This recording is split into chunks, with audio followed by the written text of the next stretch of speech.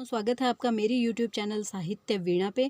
Friends, आज हम उजाले के मुसाहिब जो हमारे सेकंड ग्रेड पाठ्यक्रम के अंदर कहानी लगी हुई है, बहुत ही रोचक और व्यंग्य पर की ये रचना है फ्रेंड्स। तो आज हम इसका अध्ययन करेंगे, इसके एमसीक्यूज देखेंगे। तो फ्रेंड्स, आप भी अपनी तैयारी को परखें कि मतलब हमारी कैसे तैयारी है, और कोई प्रश्न हमने इस कहानी को पढ़ा भी होगा, अब तक आप लोगों ने तैयारी कर भी ली होगी।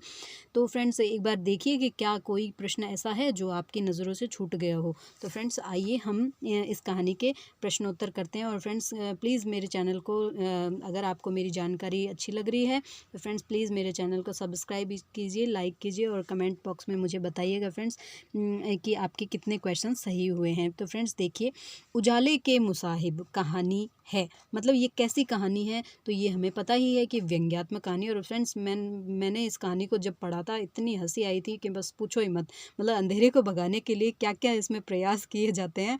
तो फ्रेंड्स, ये बहुत ही रोचक कहानी है। मैं तो कहती हूँ इसको सिलेबस के अनुसार नहीं, इसको तो नॉर्मल वे में भी हर बंदे को पढ़नी चाहिए, ताकि क्योंकि इसके अंदर बहुत ही अच्छी एक वाकई में व्यंग किया गया है कि मतलब अज्ञानता रूपी जो हमारे आंखों के ऊपर एक अज्ञान रूपी जो पट्टी चढ़ी होती है, उस पट्टी को ही हमें हटाने की इसमें शिक्षा दी गई है। तो फ्रेंड्स देखिए, नेक्स्ट क्वेश्चन है, राजा ने अंधकार को समाप्त करने के लिए प्रथम प्रयास क्या किया। तो फ्रेंड्स, प्रथम प्रयास, जैसा कि आप लोगों ने लेसन पढ़ा भी होगा, प्रथम प्रयास इसके अंदर देखिए, अंधेरे को उलीच कर मिटाने का प्रयास किया। ये पहला प्रयास था। ये फ्रेंड्स जरूर इनमें से एक क्वेश्चन पक्का आएगा, देखना आप। अंधकार को मिटाने के लिए जो प्रयास किया गया उसमें नहीं है, मतलब नहीं है। देखिए, उलीच कर मिटाने का और अंधेरे के कलाई पोतने का, मशाल लेकर, ये सारे थे, लेकिन अंधेरे को पकड़ कर रखने का प्रयास नहीं किया गया। तो इसके अंदर ये ऑप्शन, आजकल फ्रेंड्स एग्जाम का पैटर्न चला है कि जो नहीं वाले ऑप्शन है वो ज़रूर आते हैं। तो इस टाइप के हमें वैसा भी प्रयास, मतलब इसी टाइप के एमसीक्यूज़ का प्रयास हमें करना भी है, ताकि हम हर प्रकार से प्रश्न का सही उत्तर दे सकें।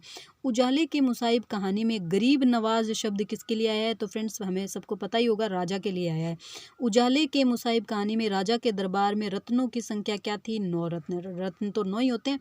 उजाले के मुसाहिब कहानी में यह पंक्ति किसके संदर्भ में आई है कि स्वयं कुदरत ही अपने मुख से बखान सुनी जा रही है? ये महात्मा के लिए आई है। उजाले के मुसाहिब कहानी में महात्मा के वचन अनुसार मनुष्य का जीवन कैसा सार्थक होगा? चिरंतन प्रकाश से मनुष्य का जीवन सार्थक होगा।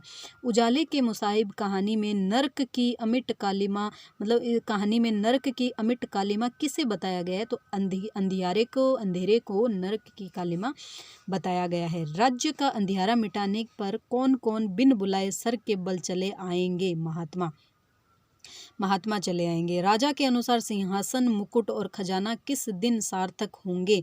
मतलब राजा के अनुसार, जो राजा थे उनके अनुसार मतलब ये सार्थक की कब होंगे? तो इसका आंसर देखिए फ्रेंड, चिरंतन प्रकाश की बधाई सुनकर महात्मा सोने की थाल में प्रसाद ग्रहण करेंगे, उस दिन मतलब राजा के अनुसार सिंहासन, मुकुट और खजाना उस दिन सार्थक होंगे। फिर देखिए फ्रेंड्स, नेक्स्ट क्वेश्चन है, कहानी के अनुसार शरीर की ताकत किसके पीछे चलती है? बुद्धि के पीछे चलती है। कहानी के अनुसार चारों दिशाओं में क्या छाया रहता है? अंधेरा छाया रहता है। कहानी के अनुसार तगारी, हांडी, परात, कटोरा, कटोरी, मूण आदि मतलब क्या है? ये बर्तन और बासन है। कहानी के अनुसार अंधेरे से भरी होने पर भी किसमें वजन तो रत्ती भर भी नहीं बढ़ेगा? मूण के अंदर नहीं बढ़ेगा। ये भी कोई बर्तन ही था फ्रेंड्स, मूण। रत्न के अनुसार अब कितने पहर फकत होने पर उजाला ही उजाला जगमगाएगा? 8 पहर। राजा के द्वारा अंधेरा मिटाने के प्रथम प्रयास में असफल होने पर किसका उद्धरण दिया गया? गाय का उद्धरण दिया गया फ्रेंड्स।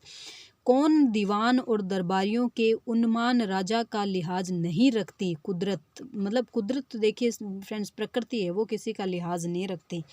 कुदरत होती है, और मैं तो कहती हूँ प्रकृति ही ईश्वर है, प्रकृति ही परमात्मा होती है फ्रेंड्स। हमें समझने की फेर होता है, हमें प्रकृति को पूजना चाहिए। और हम प्राचीन काल में फ्रेंड्स ये देखिए, हम प्रकृति को ही पूजते थे, और ये बाकी सब तो बाद में आया है फ्रेंड्स। आप लेंगे वैदिक काल, उत्तर वैदिक काल पढ़ाई होगा। राजा को किस पर बेहद अभिमान था? तो बै व सै पर, मतलब अपने दीवान पर था और 9 रत्नों पर था। कहानी के अनुसार राजा की मान मर्यादा का ध्यान कौन रखता था? ईश्वर ध्यान रखता था मान मर्यादा का। कहानी के अनुसार बगैर प्रीत नहीं होती है, भय बिना प्रीत नहीं होती, ये तो हमें पता ही है कहावत। लाख बुरा मानो तुम सब में एक बड़ी खामी है, कथन किसका है? महात्मा जी का है। राजा ने अंधेरे को क्या बताया है? सूरज की लपटों का धुआं बताया है।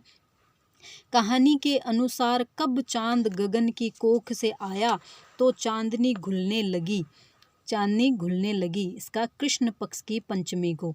फिर है दुनिया में एक भी तो ऐसा प्राणी है जो तुम्हारी बात को ध्यान से न सुने, ये कथन है, ये चकवा का है फ्रेंड्स, ठीक है। दुनिया मतलब तुम्हारी बात को ध्यान से न सुने, ये चकवा का है, चकवी का है, सॉरी। राजा ने अपने 9 रत्नों को संज्ञा दी सूरज की। कहानी के अनुसार अपनी मति अनुसार कौन चलती है? तो कुदरत चलती है अपनी मति अनुसार, वो किसी के चलाई नहीं चलती। और कुदरत को फ्रेंड्स हम सभी का ही एक जिम्मेदारी है कि हम भी उसके अंदर अपना बहुत ही अच्छा, और ख़ासकर पढ़े लिखे जो लोग हैं वो, उनको तो अपना योगदान देना ही चाहिए फ्रेंड्स। जो चीज़ें हमारी प्रकृति को नुकसान पहुँचाती है उन चीज़ों को हमें खुद को भी ध्यान रखना है और हमें दूसरों को भी बताना है। और ख़ासकर एक शिक्षक को तो ऐसा होना ही चाहिए कि शिक्षक वही होता है जो मार्गदर्शक होता है, मार्गदर्शन करता है फ्रेंड्स। फिर देखिए फ्रेंड्स, राज्य के एक छत्र अधिपति की सूझबूझ पर उन्हें कितना आना भरोसा है? मतलब 21 आना भरोसा है उनको, ठीक है। कौन वामन पंडितों की नाई न दान पुण्य से राजी होती है, न दीवान व 9 रत्नों के उन्मान इनाम इकरार से? तो कुदरत, मतलब कुदरत किसी से कोई राजी नहीं होती है, चाहे पंडित तो कितना ही दान पुण्य कर दो, ऐसा मतलब कुदरत के सामने हमारी ये सब चापलूसियाँ, ये चालाकियाँ नहीं चलती हैं। किसकी चाटुकारिता सीमा का अतिक्रमण करने लगी? किसकी चाटुकारिता सीमा का अतिक्रमण करने लगी? तो फ्रेंड्स ये देखिए, जो दीवान जो है उसकी चाटुकारिता, वो बहुत ज़्यादा मतलब चापलूस टाइप का व्यक्ति था। पंडित ने राजा को क्या उपाय बताया? मतलब उपाय क्या बताया उन्होंने? तो देखिए वैस है, मतलब इसके अंदर ये दोनों, शंकर भगवान के नंदी जितना प्रचंड खरे सोने का सांड का दान करना होगा, 7 दिन तक मौन धारण करना होगा। तो फ्रेंड्स ये थे हमारे मोस्ट इम्पॉर्टेंट उजाले के मुसाहिब कहानी के मोस्ट इम्पॉर्टेंट MCQs। तो फ्रेंड्स आपको मेरी क्लास कैसी लगी? कृपया करके मेरे चैनल को सब्सक्राइब कीजिए और आई होप आप लोगों को पसंद आया होगा। और फ्रेंड्स आप सभी को बेस्ट ऑफ लक आपके आने वाले एग्ज़ाम्स के लिए। भगवान आप सबकी मनोकामना को पूर्ण करे। धन्यवाद, मिलते हैं नेक्स्ट क्लास में।